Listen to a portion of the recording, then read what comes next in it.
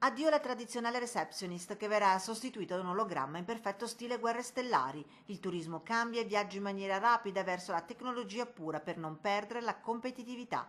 Il direttore d'albergo, ad esempio, non avrà più il compito di sovrintendere alle funzioni aziendali, ma bensì dovrà occuparsi maggiormente delle pubbliche relazioni e alle relazioni col territorio. Perché è solo dal turismo che si riesce a vedere in maniera concreta la possibilità e a tutto quello che c'è intorno di poter rilanciare questo paese per quanto riguarda prima di tutto l'occupazione e se siamo anche capaci poi i consumi. Il Veneto deve rimanere al passo, non può permettersi di rimanere indietro. Le nuove professioni del futuro avranno una caratteristica comune, diciamo, e cioè la grande attenzione per il cliente, nel senso di rendere il cliente parte integrante del processo addirittura di costruzione del prodotto.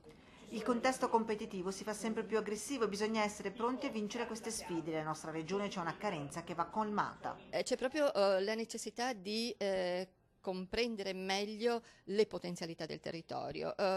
Spesso appunto si sottovalutano e non vengono presentate adeguatamente al cliente. Appare evidente il cortocircuito fra realtà e un futuro prossimo che scalpita, cambia l'ottica di selezione delle figure professionali legate al turismo e alla formazione che deve dettare la linea. E parlando di nuove tendenze, due i trend.